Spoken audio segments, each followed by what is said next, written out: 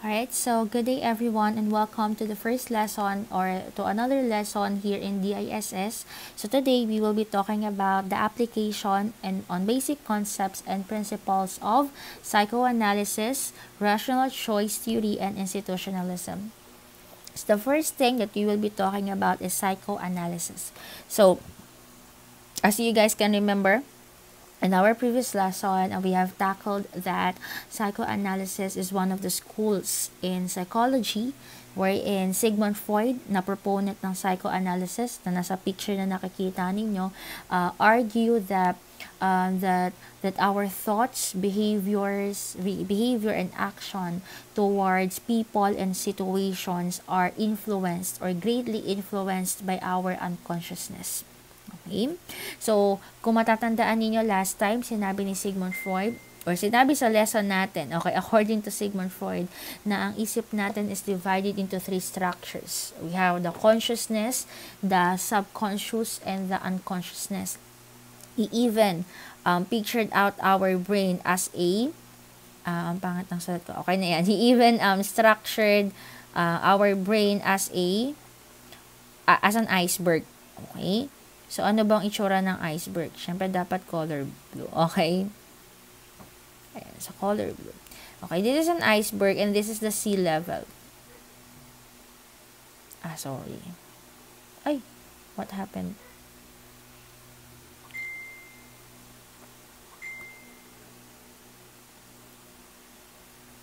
Okay, so this is the sea level. Ayan. Okay? So, yung nakikita ninyo topmost ng ating iceberg is what we call the conscious. And this later part na nakikita ninyong malaking part sa baba is what we call the unconsciousness. Kaya nga, sinabi ni Freud, diba, na most daw ng behavior natin ay influenced by this big part of our brain which is the unconscious or the thoughts that we are unaware of. Okay? Meanwhile, itong consciousness na to, these are the thoughts that you are aware. These are the thoughts, okay, that is in touch with the reality. Ayan. So, itong nasa gitna na to, ayan, na pinagigitnaan ni conscious at ni unconsciousness is what we call the conscious. Okay? So, the question now, ang tanong natin ngayon, okay, sinasabi kasi ni Freud na most daw, ang behavior daw natin at ang personality daw natin ay greatly influenced by this unconsciousness or the thoughts that we are unaware of. Okay? Paano yun? Okay? Paano siya nadadrive into a personality and unaware nga siya? Okay? Kasi, when we say unconscious, okay, these are what we call the unconsciousness kasi, ito, ang nanggagaling kasi ang unconsciousness from repressed memories. Okay? Repressed memories. Okay? So, bakit ang memory ay nare-repress? Pag sinabing repress na ibababa, no? Or hanggang sa makalimutan. So, bakit nare-repress si memories? Because these memories, okay, tend to become painful or traumatic to a person. Okay? So, ang defense mechanism kasi ng mind natin whenever we experience traumatic events in our life, ang defense mechanism niya is for us to forget, for us to repress, okay, these memories, for us to avoid experiencing anxiety. Para hindi ka masaktan, kumbaga sa Tagalog, no, para hindi ka na masaktan pa sa traumatic na experience mo, ipapalimot ko yan sa'yo. Okay?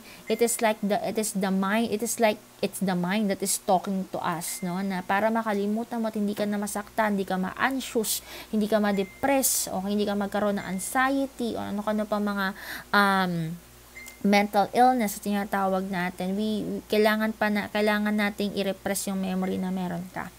Okay, so that hindi ka masaktan o hindi ka magkaroon ng anxiety. So, paano ngayon na itong si repressed memories, okay, na nasa loob ni unconsciousness ay nakaka-apekto dito sa awareness natin or nakaka-apekto doon sa ating consciousness. Okay, it happens when It happens, okay, when this unconsciousness or unconscious memories, okay, tend to go to the subconscious. Okay? Pag sinabi nating subconscious, okay, these are represented by our dreams or mga panaginip. Okay? So, kung pagbabasehan natin yung sinabi ng mga psychoanalysts, okay, malaki po na bagay sa kanila ang mga dreams because dreams most of the time represents your painful or traumatic experience. This dream somehow signifies, okay, your unconsciousness. Okay? So, like for example, kaya nga 'di ba minsan there are dreams na napapanaginipan mo na clueless ka why you are dreaming that kind of dream. Bakit ba ganun kang klaseng panaginip? Hindi mo naman kilala yung tao. Wala ka namang naaalalang experience na yon na naranasan mo, but you have dreamt of it. Hindi mo naman siya inisip bago ka matulog, pero napanaginipan mo yung experience o yung situation na yon. Okay? So, etong dreams daw na to na napapanaginipan natin ay representation talaga ng unconsciousness natin. Representation ito ng masakit or traumatic experience na nangyari sa'yo before. Okay? So, it just so happened that as these dreams, okay, it now became consciousness. Okay? Kapag ang thoughts, okay, below the sea level, okay, kapag ang mga thoughts below the sea level ay lumagpas, okay, papuntang consciousness, yan po ay nadidistort. Pag sinabing nadidistort, naiiba po yan ng anyo. Okay? Naiiba yan ng anyo, okay, that is represented to a personality. Okay? Kaya kung iisipin natin, kapag ka may mali, okay, sa consciousness mo, may mali sa personality mo, malamang may mali, okay, sa painful or sa unconsciousness mo. Okay? Kaya pala hindi maganda yung behavior na meron ka na distort. Okay? Merong merong kang behavior na hindi maganda kasi meron kang hindi magandang experience na nangyari sa iyo before. Okay? So, I hope that is clear to you. Okay? This is how our mind works. Okay? So, itong unconscious memories na to, okay, mga memories lang yan, mga thoughts lang yung mga yan. Pero kapag yan ay umakyat sa sea level, okay, let's say, metaphorically, no, at pag ito ay lumagpas, okay, ng subconscious, na distort ito into personality. Hindi na lang siya basta nagiging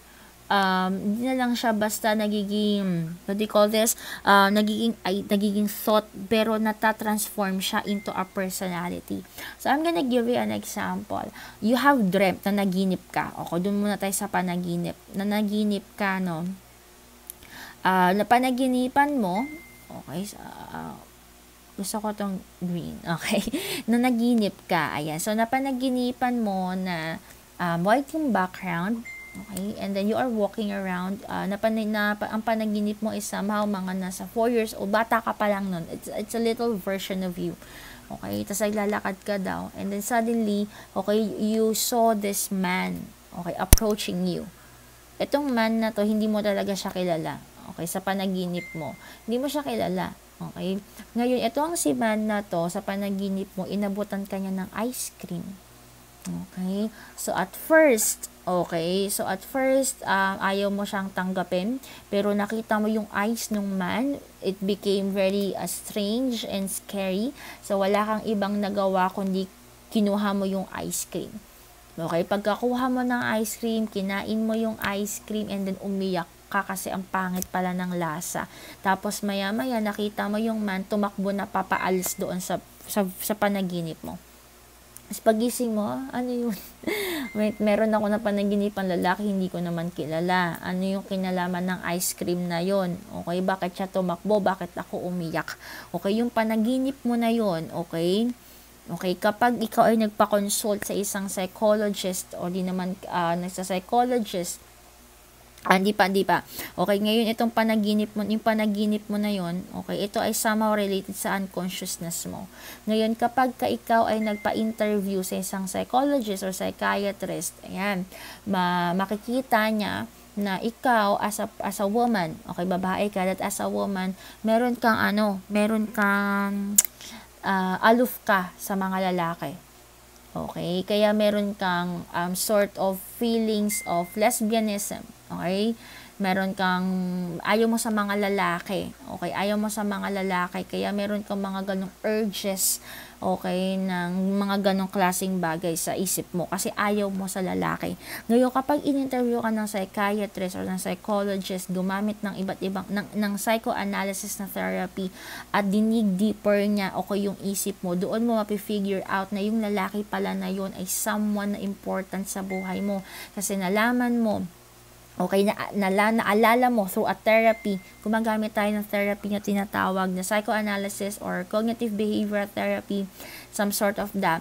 Ngayon, nagagawa nating mag-dig deeper, okay, doon sa past mo, at doon mo malalaman na yung lalaki pala na yun ay someone important to your life, yan, na ginahasa ka pala, okay, when you were 4 years old, when you were little. So, yung ice cream na binigay sa'yo, okay, yun ay yung pleasure. It represents the penis, okay, of that man na ibinigay sa'yo. So, nung na-receive mo siya, okay, ginarab mo, umiyak ka kasi hindi maganda yung experience na yun. Ngayon, tumakbo yung lalaki kasi hindi mo na siya nakita from that day on. It is a one-time experience, okay? Na because that experience is very traumatic. Sino bang mag-enjoy kapag ni-rape ka? Wala naman, di ba? It is a very traumatic experience to you. Kaya ngayon, as the year goes by, tumatanda ka, nakakalimutan mo siya kasi nga napaka-traumatic ng experience mo na yun, at yun ang kauna-unahang response ni brain na ginawa niya sa'yo, ni-repress niya itong memory na to.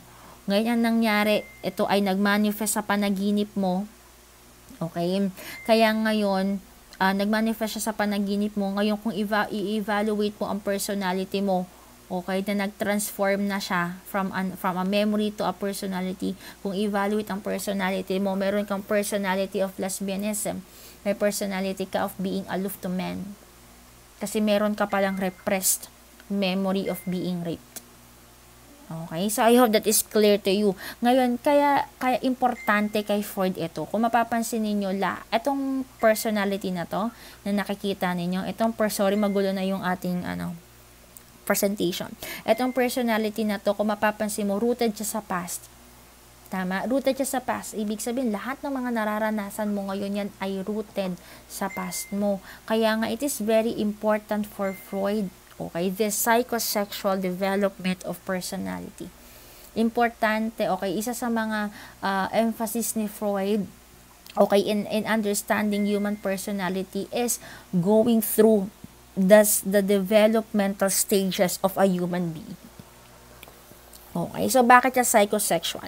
So malalaman natin siya mamaya. Kasi itong theory kasi ni Freud about personality, it is a very sexual theory talaga. Kaya nga marami ang nag-oppose dito eh. Okay, kasi hindi naman sa lahat ng pagkakataon ay nararanasan to ng mga tao. But then, since si Freud ang pinag-uusapan natin dito, he believed that our personality is rooted from our repressed memories. Kaya para maintindihan natin ang personality ng isang tao, we need to dig deeper. Ano ba ang nangyari doon sa tao na to? Okay, sa kanyang developmental stages. Okay?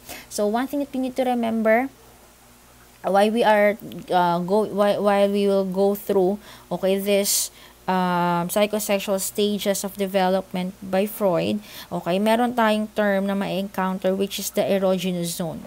Okay? So, ano ba ang erogenous zone? Erogenous zone is erogenous zone is a specific area of your body, okay, that serves as the main focus of pleasure needs. Okay? So, ito ay okay? So, in each stage of development, there is an erogenous zone. Yung erogenous zone na yun, that is a certain part of your body na naging center ng pleasure na kailangang isatisfy ni id. Nalala niyo si id, di ba? Si id ang pleasure satisfier. Okay? So, itong part ng body mo na to, okay, is the center of the pleasure in each erogenous zone. Okay, so ano tong mga to? Okay, so tandaan para madali ninyo na lang matandaan. Okay? Ano-ano ang mga ito? Okay, so we have the OA phalange. OA phalange, yan ay stages of development ni Freud. OA daw kasi phalange ito. Okay, so what does OA phalange means? Okay, O stands for oral. Oral stage. Okay, so ang oral stage, okay, since ito ay oral, ano ang erogenous zone nito? Ang erogenous zone nito ay mouth. Okay, kaya nga siya oral stage. Ayan. So, ang mga bata dito, okay, during this stage, the child is being the center of pleasure to a child, okay, from birth to 18 months is pleasure in sucking, chewing, and biting. So, lahat ng activities ng bata na ginagawa niya at this stage of oral stage is related with the mouth. Kaya pansin niyo yung mga bata during these years, di ba? Mahilig magsipsip, di ba? Dumedede, gusto nila may sinisipsip sila, nagbabite ng nails, okay? Kahit na anong binabite nila, kahit anong makita nila sa crib nila, kakainin nila yan. Kahit dumi yan, meron akong napakinggang kwento ng isang nanay na yung bata daw na yun, kasi kaibigan ko siya yung bata daw na yun, kumakain daw siya ng dumi sa loob ng crib niya. Okay, which is according to Freud, it is understandable. Kasi kung ikaw ay pasok from birth to 18 months, ang center ng attention, ng focus mo, na kailangang masatisfy ni id ay ang mouth. Okay, so the erogenous zone is the mouth, okay? So the child totally become being dependent on others to provide for his or her needs. Okay? Kaya pansin mo si baby kapag gutom, paano niya i-express ang gutom niya? Okay, umiiyak ng umiiyak para lang saksakan siya ng pagkain sa bibig niya. Okay? Ngayon, in each stage, meron tayong tinatawag na fixations. Hindi ko pala siya nasabi. So, ang fixations, okay, anong ibig sabihin natin ng fixation? When we say fixation, it results from failure to satisfy the need of a particular psychosexual stage. Nagkakaroon tayo ng fixation if there is a pleasure, okay, that your caregiver failed to satisfy you. So, nagkakaroon tayo ng fixation orally kapag during this stage, hindi na satisfy ang oral needs mo. Diba? For example, ano ba ang mga activities ng bata sa oral? Diba? Gusto nila lagi silang dumedede, lagi silang may sinasak or may chinichu sa kanilang bibig. Ngayon, itong si caregiver o si nanay, umiiyak na si baby, unga na ng unga, si nanay, ano pang ginagawa? Sa letrang B, letrang G, bingo na, konti na lang. Si baby namumutla na, okay, saka iiyak si nanay, bingo pa rin ng bingo.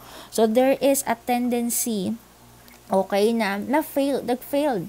Tama? Si caregiver na isatisfy ang oral needs ni baby. Kaya doon siya ngayon magkakaroon ng fixations.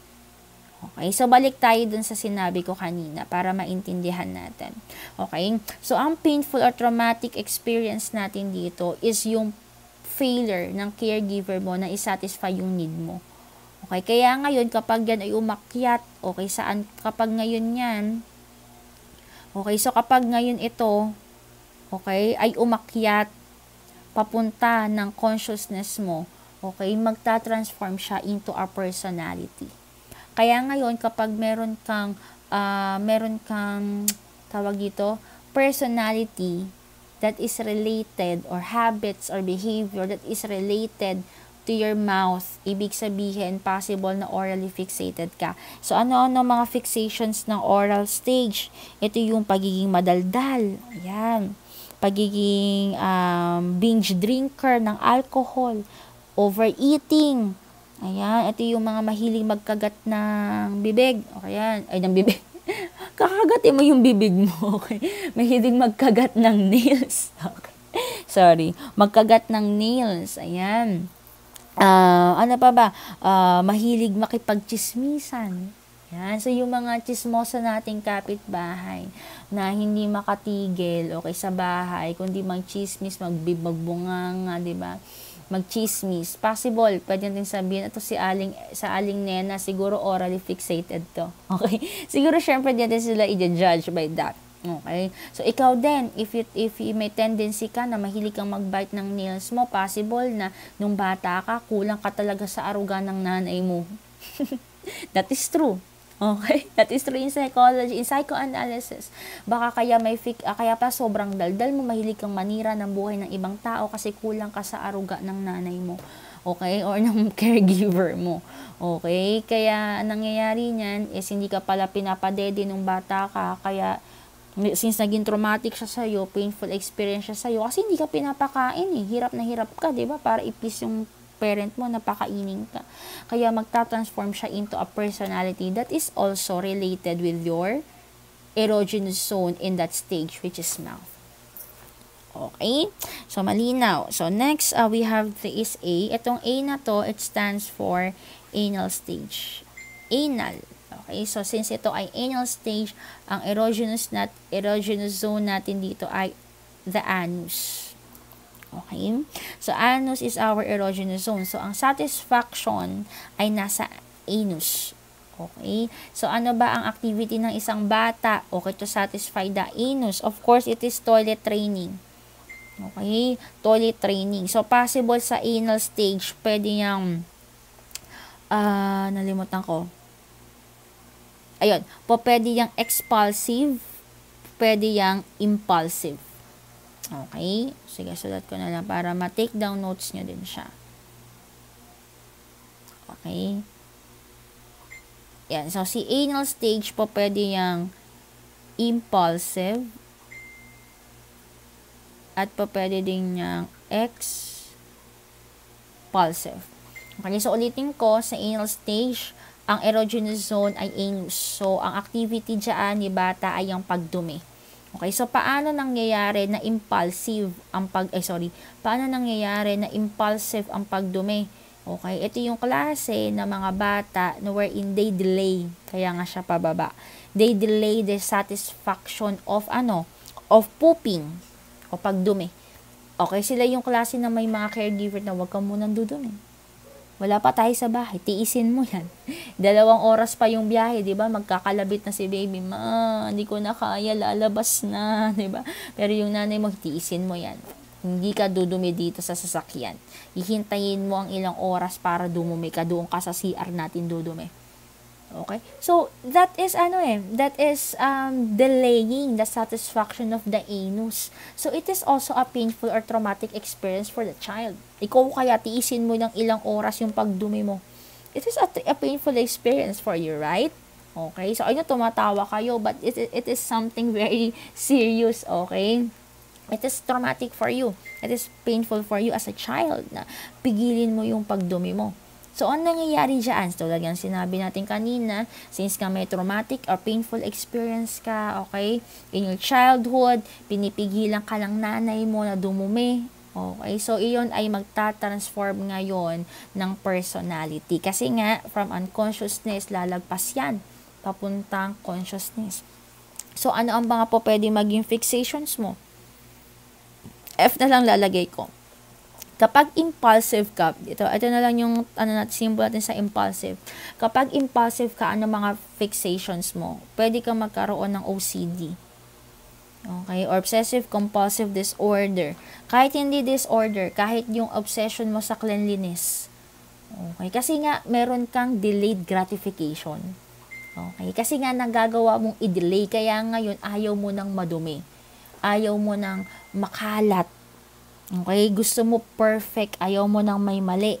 Okay, sila yung mga tao na na laging gusto nila in control sila. Okay, so ibig sabihin pala pag may kaibigan kang bossy, may kaibigan kang mahilig mag-control ng ibang tao, mag-control ng activities niya, possible siya ay anally fixated. Kasi nga impulsive.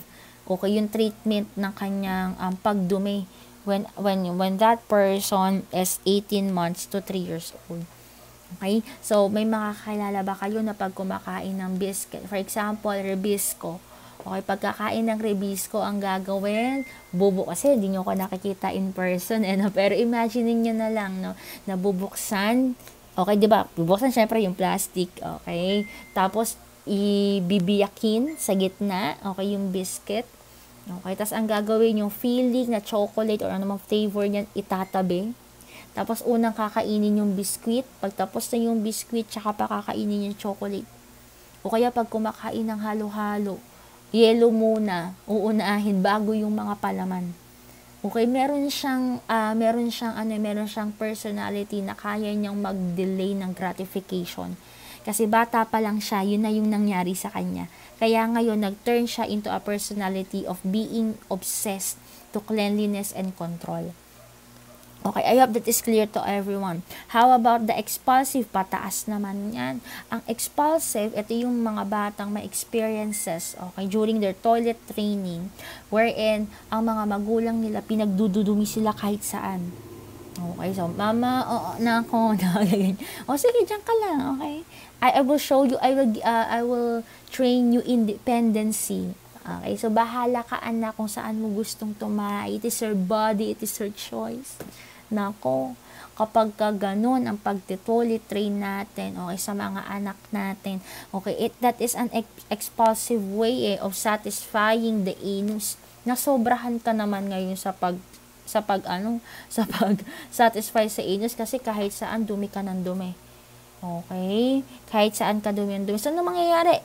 Okay, si unconsciousness dahil painful, traumatic experience yun, di yun maganda eh. Aakyat yun patungo kay consciousness. Okay, so ano naman ang pwedeng maging fixations neto? Magiging makalat. Ayan. So, ito yung mga makakalat ang mga bug. Okay, meron ba kayong mga ganyang kaklase o baka ganito kayo na kapag nagsusulat ka na sa gitnang page ka na ng notebook mo tapos sinabi ni teacher uwian na ang gagawin mo, ilalagay mo yung lapis mo doon sa kung saan ka nag-stop magsulat tapos i-close mo lang yung book mo, ilalagay mo na doon sa sa bag mo. Okay, o di naman kaya pag buklat mo ng bag, di mo malaman kung ano ba doon ang notebook, ano ba doon ang libro, ano ba doon ang lapis, ano ba doon ang color. Okay, so they are very messy pagdating sa gamit. Okay, sila din yung mga hindi kayang makapaghintay. Ayan. So kapag may mga taong na hindi kayang makapaghintay, di ba? Wait ka lang dyan, yung mga atat na atat sa pila. Yan, possible yan. Ano yan? Meron naman yan. Tawag ito, expulsive sila. Sobrang impatient sa pila. Okay, so yan, that is in the anal stage. Okay, so I hope that it is clear to you. Okay, so next we have the fa. So ang fa is termed as phallic. Okay, ang phallic, ito ay isa sa pinaka-ma-issue na stage to kay Freud. Guys, I want to remind you that this psychoanalysis is just a theory. Okay, it does not reflect to everyone. Okay, pero there are times, okay, na talagang evident ito sa mga tao, pero hindi sa lahat ng pagkakataon. Hindi, porket may OCD ang isang tao, pwede mo lang sabihin na, oy, anally fixated ka. There are also other theories that could explain this disorder. Okay? So, next, we have the phallic. So, ang phallic, okay, ang erogenous zone neto ay, saan pala nagsimula? Hindi ko pala nasulat. Saan pala nagsimula ang phallic. Okay. So, ang phallic stage, phallic. Okay. So, ang phallic stage, ang erogenous zone dito, dumi na ng ang erogenous zone ay ang genitals. Ano ba ang genitals? We have the penis and the vagina. Okay. So, ang center ng pleasure dito ay genitals. Okay, gulat kayo, no? Developmental stage to, ilang taon to, mga bata dito. They were just only 3 to 6 years old. So, when you were 3 to 6 years old, according to Sigmund Freud, okay, meron ka ng needs, okay, needs that must be satisfied, okay, na sa genitals mo. Okay, so, saan ba nagsimula ang phallic? Okay, nagsimula to sa isang Greek mythology, eh. Okay, so, I forgot the name of Phallus ata yun. I don't know the name of the Greek character. But it happened, okay, na merong someone who is rich, hari ata siya or prinsipe. Okay, na in love, okay, sa isang babae na mas matanda sa kanya. Okay? So, na-in-love siya. As in, grabe yung obsession niya doon sa babae na yun. And nalaman niya na yung babae na yun ay may asawa na. Okay? So, what happened there is because of his obsession and his too much love for that woman. Okay? Ginagawa niya pong patayin yung asawa nung nagugustuhan niya. Okay? And then later on, okay, he found out that the woman that he is in love with is actually his mother. Okay? And the man that he killed is actually his father. Okay, gulat kayo, no? Okay, baka familiar na kayo sa ganong Greek mythology, pero doon nagsimula ang phallic stage. Okay? Paano to nagsimula? Kaya nga sa phallic stage, meron tayong tinatawag na Oedipus complex. Oedipus yan, ha? Hindi Oedipus. Oedipus complex. Okay? So, ang Oedipus complex, okay, ito ay panglalaki. Okay? This is for boys. Sa mga boys to. Ay! Para to din bogs, but it is boys. Okay? Ito ay sa boys. Ano ang center? Genitals, right? The erogenous zone is the genitals. But it is not a sexual pleasure. Baka iniisip niyo it is something romantic or sexually, hindi ganun. Okay? So, ganito kasi yan. Ang penis kasi, okay, symbolically, it represents power. Okay? Kapag may penis ka, may power ka. Okay? Kasi pag may penis ka, lalaki ka, o hindi, kakasama na lang yun, kapag may penis ka, may power ka. Kaya ngayon, itong mga batang lalaki na to, okay, they are now wondering, bakit ganun? Bakit si mama, mas love niya si papa, ako may penis din naman ako. Okay, nagagets niya? Powerful din naman ako. I also have this penis na meron si papa. Pero bakit ganun? Mas nakikita ko na mas love ni mama si papa. Doon na nagkakaroon ng jealousy na tinatawag. Kaya ngayon, nangyayari is, kapag may mga ganun, it happens in real life. Meron na kaming kapitbahay before na sobrang possessive siya sa nanay niya. Pero hindi sexually, baka kasi inisip niyo sexual incest. No, it is not like that. Okay? So, kapag ka nakikita na yung nanay niya na sobrang lambing sa tatay niya, naiinis siya. Kasi gusto niya siya yung nilalambing ng nanay niya. Okay? Unconsciously, okay, ang unconsciously nangyayari doon is nakikita kasi ng mga lalaki na may penis naman ako. Kaya dapat mahal din ako at mas mahal din ako ng nanay ko. Nagigets natin. Okay, so paano ngayon nangyayari ito? So, ito ay nagiging what do you call this? Unconsciousness. Napupunta siya sa unconsciousness. So, ano nangyayari kapag ito yung umaakit na sa consciousness? Okay, ito naman ngayon sila boys. Okay, ang nangyayari dyan is sila yung mga mahilig mambugbog. Okay, sila yung mahilig magpakita ng power nila over women. Sila yung mga sexes na tinatawag natin. Okay, so they are fond, okay, of showcasing how powerful they are, okay, over the other genders or the other sex, pinatawag natin. Okay, so yun yung nangyayari. Okay, so possible din, okay, na dahil nga pinapakita nila yung power nila over other sex, isa pa sa mga personality ng mga Oedipus complex, fixation nila dyan is what they call this, is they are mama's boy. Okay, mama's boy sila. Okay, masyado nilang ina-idolize yung nanay nila. Okay, at ginagawa nilang kalaban ang mga tatay nila. Kaya there are sometimes, okay, na isa sa mga fixation din nito ay confused sexual identity.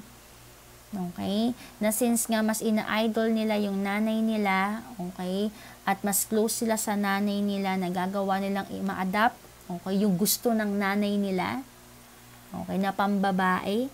Okay, yun na lang gawin ko din para mas magustuhan pa ako ng nanay ko. Magkatulad na nga kami ng nanay ko, may penis pa ako. Grabe na yung power na meron ako. Okay, so nangyayari dyan, nagkakaroon ng transformation ng sa consciousness, nagkakaroon ng confused sexual identity. Okay, so next, ang counterpart nito ay Electra complex. Ang Electra complex, these are now for girls. Okay? So, sabi nga natin, during this stage, they see that penis is a powerful tool. Okay? Pag may penis ka, may power ka. Kaya ngayon, ang mga girls, nagkakaroon sila tinatawag na penis envy. They tend to become jealous. Bakit siya may penis, ako wala? Okay, bakit siya may penis, wala? Kasi nakikita ng mga girls yan sa mga tatay nila. Ang mga tatay ko, ang kalaro ko may penis, lalaki siya. So tatay ko ganun din, may ganun din siya. Kasi nakikita ni girls sa bahay nila na yung tatay nila yung nagbibigay ng pera. Okay, yung nagkukumpuni ng mga sirang bagay, nagbubuhat ng mga mabibigat. Kaya ngayon nagkakaroon siya ng jealousy. Na bakit sila lang yung ganun, pero ako ganito lang. Okay? Ngayon, ang nangyayari dyan is because of the penis envy, okay, nangyayari siya is, paano siya nagtatransform into a personality. So, ano po pwedeng, what they call this, ano po pwedeng painful memory? Pwedeng painful memory dito ay si batang babae na iwanan ng tatay when she was a child. Okay? Ngayon, dahil nga meron siyang penis envy, okay? Meron siyang penis envy, magkakaroon magkakaroon ng idea ngayon itong sila girls na ako na ngayon ang lalaki sa bahay na to. Okay, ako na ngayon ang powerful ngayon sa bahay na to. Ako na ngayon na magpoprotekta sa mga kapatid ko, magpoprotekta sa mga sa nanay ko. Okay, kaya ngayon ang mangyayari is pagdating ng consciousness, nagkakaroon din ng confused sexual identity. So possible yan sa tatlong to. Kaya may mga nag-a-appear na lumalabas as nako-confuse sila when it comes to their identity, if they are a boy or they are a girl. Okay, there are times, okay, na meron silang traumatic experience towards their opposite sex. Okay, si boys, meron tong experience towards her mother. Sobrang ina-idolize niya yung nanay niya at nagagalit siya sa tatay niya. Kaya ayoko na ng penis kasi itong penis pala na to, nakakasakit pala to ng tao. Kasi yung tatay ko, nakikita ko, binubugbog niya si nanay. Mahal ko yung nanay ko. Kaya ayoko na ng penis na to. Kaya ngayon na mangyayari, dahil idol niya si nanay at galit siya kay tatay, aayawan niya yung penis niya. Kaya pagdating niya sa consciousness, magiging siya, homosexual, magiging gay siya. Okay, sorry for the word, but this is the reality. This is psychology that we're talking about. Okay? So, ganun din sa girls. Okay? So, dahil nga may penis envy siya, okay, sige, dahil umalis si Papa, akin na lang to. Akin na lang tong, kapangyarihan na to. Kaya ako na ngayon tatay yung lalaki sa bahay na to. Nagigets natin? So, basically, kaya nagkakaroon ng confused sexual identity sa mga tao because they had traumatic experiences towards their opposite sex. It's either their father or their mother. Yan. Okay, so next, we have latency. So, I guess that I could erase this one. Okay. Sulat ko na lang para di nyo malimutan. Oral, anal, phallic, LA stands for latency. Okay, OA palagi. Ang latency, okay, ito yung psychosexual development void na walang erogenous zone. Okay, wala siyang erogenous zone. Okay, so kasi ito ay focus sa mga bata dito pagdating sa paglalaro. Kasi ito ay ages 6 to puberty. Okay, so puberty. So wala lang dito, walang erogenous zone dito. So puro paglalaro lang ang inaatupag ng mga bata dito in the latency skills. Okay, so nangyayari, okay, dahil sa sobrang paglalaro, okay, dahil sa sobrang paglalaro, ang pwedeng maging fixations nito ang mga boys. Usually, they relate more with boys and girls with girls. Kaya doon na nagkakaroon ng ng setting apart. Okay, dahil sa lagi kong kalaro si girls, ka-girls ako sasama. Pagdating ko ng high school, pagdating ko ng college, pagdating ko ng ng work, pag nag-work na ako, kasi si girls na yung nakagisnan ko. Same with the boys. Then we have the G. Atong G na to stands for genitals. Okay, genital stage ni genitals. It stands for genital. Ay, kala ko may sulat. Genital stage. Okay, sa genital stage, syempre, ang erogenous zone nito, balik kay genitals. Okay, pero hindi na siya toward the parents, toward na to into opposite sex. Ayan, towards na siya sa opposite sex. Okay? So, nagkakaroon na ng mga sexual urges. Ayan, na-awaken na siya. Na-unleash na siya during your puberty stages. So, ang mga fixations that would happen here is when the adolescents tend to focus more on their sexual urges towards their opposite sex peers. Okay?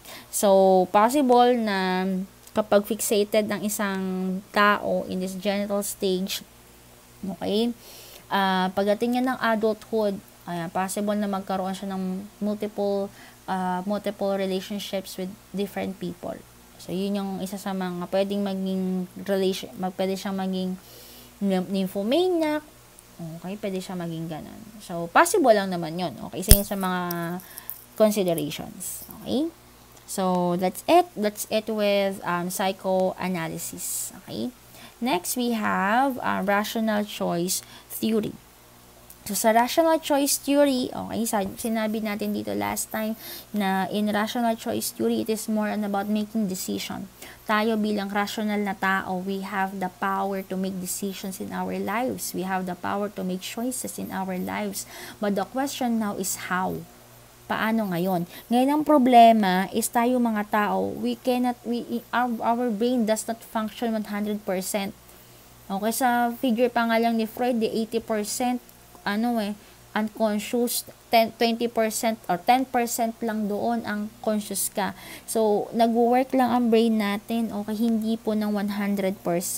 We cannot have all the rational capacity, the time, and emotional detachment that we need to choose the best course of action. Vulnerable pa rin tayong mga tao sa pagkakamali. Okay? Kahit na rational ka, kahit na kaya mo mag-isip, vulnerable pa rin po ang mga tao sa pagkakamali. Because, okay, our brain cannot function 100%. We cannot be detached 100%. Kaya ngayon, anong nangyayari? How can we now be able to choose rationally? Or how can we be able to end the best choice, okay, in our decisions? It is when, okay, it is when we copy the people or when we copy the methods used by those who are more successful. Okay? Dahil sa hindi natin kayang mag-isip, kasi 100% hindi natin kayang gawin mag-isip talaga eh. Okay? Gagawin na lang natin, kokopyahin na lang natin kung paano ba i-overcome ng taong ito na successful at mayaman yung problemang pinagdadaanan ko. Kaya tayong mga tao, pansin niyo ha, ang daming mga books na napapublish, punta ka National Bookstore ng book sale, ayan, ang daming mga napapublish doon na 10 tips on how to become financially independent by this rich and famous businessman. Okay? So, may mga 10 tips, 3 guidelines, okay, 10 ways kung paano ka magiging ganito. Okay? At hook na hook sa mga tao. Kasi wala na tayong kakayahang mag-isip po 100% paano ka magiging best, okay, sa gusto mong gawin. Kaya ang gagawin na lang natin, we will just copy the decisions or the methods na ginagawa ng mga mayayaman but successful na tao.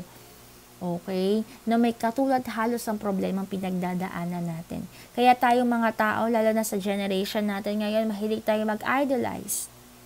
Diba? Ng mga artista, ng mga singer, ng mga boy bands, ng mga girl bands. Okay? Kasi tayo, ina-idolize natin sila the way na kung paano sila makipag-interact, paano nila solusyonan ng mga problema nila sa buhay, pati kung paano sila magsaig, gusto mong gayahin, pati kung paano sila magluto ng ganitong bagay, maniniwala ka. Minsan pa, mas maniniwala ka pa sa sinabi ng YouTuber na nauunahin mo ang sibuyas kaysa sa bawang, kaysa sinabi ng nanay mo na dapat una ang sibuyas kaysa sa bawang. Ano ba? Tama ba? Diba? Minsan mas maniniwala ka pa sa sinabi ng YouTuber na dapat pag nagigisa ka, mas uunahin mo daw ang bawang kaysa sibuyas.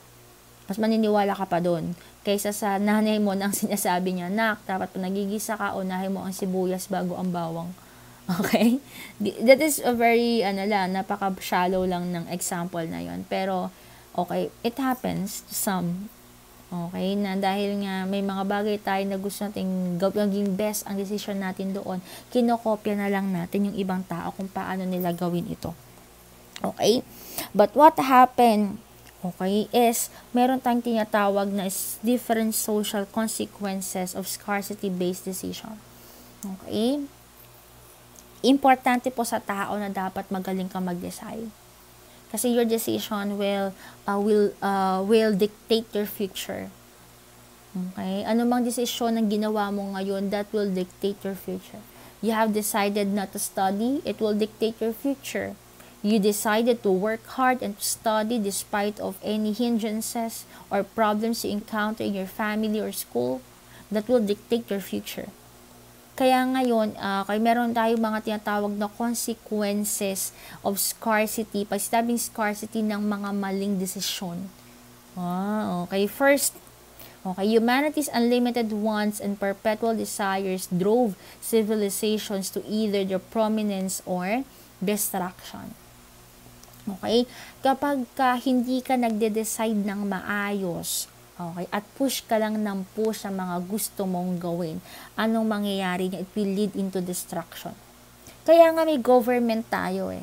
'Di ba? Kung ang government susundin niya lang lahat ng sinasabi ng mga tao na ipatupad nyo to, gawin nyo to, patuparin nyo to, hayaan nyo sila, basta gawin nyo to, pustahan, it will lead into destruction. Kung ang mga politiko hindi sila magde-decide ng mabuti sa ikakagbuti ng common good, kundi magde-decide lang sila sa gusto ng ibang mga tao, that will definitely lead to destruction.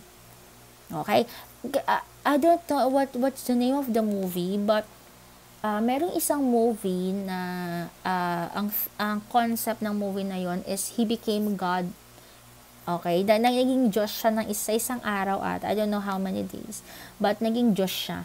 So, ang gusto niyang gawin is gusto niyang i-yes lahat ng request ng mga tao. Okay, kapag ni-yes niya, may panalangin yung isang tao, no? Gusto kong maging successful yung pagnanakaw ko ng $1,000,000 sa bangko na to. Gusto niyang i-yes yun para wala nang hingin yung mga tao. Kung mag-yes lang tayo na mag-yes sa gusto natin at hindi natin iisiping mabuti kung makakabuti ba ito sa atin o hindi, probably it will lead into destruction. Kasi usually yung mga wants natin, yan ay related saan? Related yan sa emosyon mo eh. Tama ba? Etong wants na yan, it will always be related to your emotions.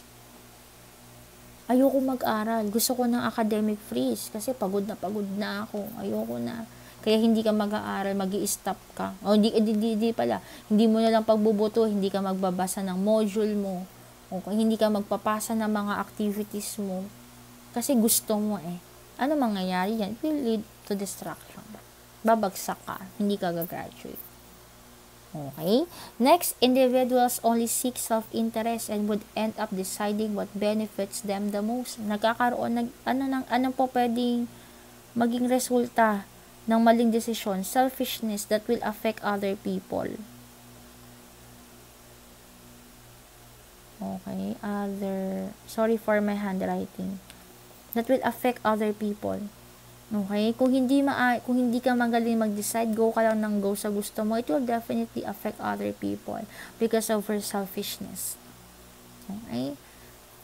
Kung ayaw mo, let's say for example, kung talagang you have decided not to study, you have decided na, senior high school lang naman to eh. Wala pa to sa kalingkingan ng pangarap mo. Kung pag-decide mo na hindi ka mag-aaral ng maayos, okay, during this opportunity na binigay sa'yo, it will definitely affect your family. It will definitely affect your parent. Okay, I have seen a lot of faces of parents na hindi umiiyak pero lungkot na lungkot kapag pinapatawag sila sa school dahil bagsak yung anak nila. Just because their child wanted to enjoy his high school life. Nagiging selfish. Hindi ko sinasabing wag mong i-enjoy yung high school life mo. But because of wrong decisions in your life, okay, puro ko na lang sarili yung iniisip mo na nangyayari, nagiging selfish ka. And you tend to disregard, diba, the sake of other people. Dahil sa gusto mo, enjoyin ko yung high school ko, maglalamayarda ako, gawin ko gusto ko, unahin ko ang pakipag-chat, unahin ko ang pag-email, unahin ko ang mga bagay na to kaysa sa pag-aaral. magiging number one, di ba? It will lead into distraction. And it will also affect other people. Kasi yun lang yung magbe-benefit sa'yo. Pero hindi mo niisip that you will hurt other people. Okay? Next. With natural resources being finite and the requirements of human ambition unending, the most rational choice is to conserve the limited sources and share this with each other. Okay? So, what happened here? Okay, is because of our unlimited wants, okay, pwedeng umabot sa punto na maubos ang likas na yaman natin. Okay, mauubos yung likas na yaman natin. Kung gusto mo, gumawa ka ng maraming subdivision, okay, mawawala yung mga kagubatan, mga kabundukan, okay, mga palayan. So, ano mangyayari? Bababa ang ekonomiya, magkakaroon ng mga baha, landslides sa iba't ibang lugar. Okay? So, yung mga social consequence of scarcity-based decision. Okay? So, yan. Okay, so what happened here is kasi meron tayong tinatawag na tragedy of the commons. Okay? So, what do we mean ba with the tragedy of the commons? Okay? It is a scenario wherein a common piece of land is shared for grazing by community. Kung mapansin nyo sa picture, ay ang whole land na yan dapat ay pagmamay-ari yan ng community.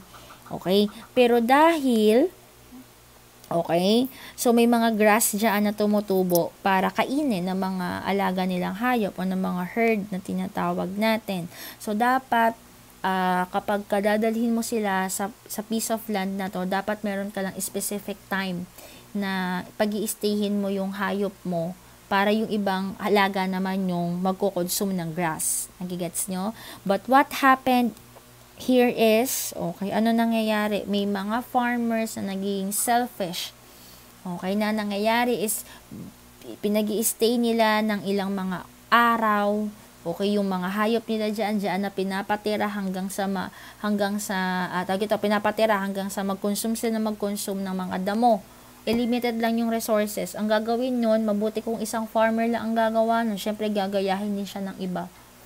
Sige ako din, kasi nakita ko si Mang Karning, ganyan. Sige ako din, hanggang sa buong community na. Okay, yung magko-consume ng hindi tama. Ayan, so ano mangyayari? Mauubos ang damo. So, pag naubos ang damo, magugutom ang mga hayop. Okay, magkakaroon ng distraction na tinatawag. So, kung napanood nyo na yung movie na The Platform. Yeah, I remember it. Yung the movie na The Platform. Diba, meron doon yung bida. Okay, gusto niya na para makakain yung mga taong nasa baba, kailangan meron ka lang specific amount ng food na kakainin mo para makarating yung ration doon sa baba at makakain sila. Okay, pero anong ginawa? Dahil yung nasa taas, okay, inuubos nila yung pagkain, ganun din yung gagawin na nasa pangalawa, ganun din yung gagawin na nasa pangatlo, hanggang sa nagkaroon ng kaubusan ng resources or ng pagkain, hanggat yung sa pinakadulo ng platform, wala na silang makain. At magpapatayan na lang sila. Okay? Kasi nga wala na silang makain. Ganda yung movie na yon. Ganito yon, Tragedy of the Commons. Hindi niya in-explain, pero pinakita yun sa movie na The Platform. Okay, next, we have institutionalism. Okay, the last one is institutionalism. So, in this concept, okay, nalaman natin before that institutions truly affect people. Okay, kailangan ng mga institutions sa community ay dapat makapasok sa buhay ng mga tao. Okay, okay, kung kaya for them to gain the legitimacy, organizations tend to create perpetual symbols, ceremonial, and activities and stories for them to be included in the lives of the people. Para i-consider sila ng mga tao na these organizations are important to us. Gets nyo? For example, Department of Education. May rights naman ng mga taong hindi mag-aral Pero pinapakita, nag-o-offer ang Department of Education, okay, ng mga opportunities para guminhawa yung buhay mo. Okay? Nagbibigay sila ng scholarship. Okay? Nagbibigay sila ng mga aids para makapag-aral ka kahit na mahirap ka. Okay? So, ngayon na mangyayari, okay, because of those kinds of programs na ini-input nila sa iyo, okay, iisipin mo na mahalaga nga ang Department of Education kasi kung walang Department of Education, hindi ako makakakuha ng ganitong scholarship, hindi ako magiging successful in my life. Okay? So, like for example, during this COVID-19, di ba marami nagsasabi ng academic freeze? Di ba? Wag na mag-aral kasi may COVID-19. Okay? Pero nagbaba ng program ang DepEd. Okay? Meron silang programa na tinatawag na Save the Children Philippines. Okay? Yun yung kanilang pangalan ng no. Merong isang NGO na ang pangalan ay Save the Children Philippines who supports DepEd adaptive learning methods for children, youth amid COVID-19 pandemic. There is an NGO, okay, na ang pangalan ay Save the Children Philippines wherein they are providing this program and they are supporting the non-academic freeze na ginawa ng DepEd. Okay, wherein they are helping the DepEd na alam mo yon, gawing totoo yung online learning wherein 'di ba nagbibigay ng mga laptops, nagbibigay ng mga aids, scholarship pa din, okay, sa iba't ibang mga estudyante all over the Philippines. Okay, so because of this program, ayan, nakikita ng mga tao na okay, ang DepEd pala mahalaga talaga to sa amin. Okay, ang Save the Children Philippines pala dahil meron silang ganitong klaseng programa, mahalaga ito sa amin. Okay, so sa madaling salita, these institutions, okay, provide programs, okay, so that we people, okay, tend to see our need na pinoprovide ng program sa mga institutions na yun, and that will be the opportunity of the institutions to involve in our lives, and we will serve them or we will think of them as an important factor ng buhay natin. Okay, so I think that's it. That is our lesson for today. So if you have any questions, message nyo lang ako. Okay, if you have any questions and clarifications. So yun lang. Thank you for listening and God bless everyone.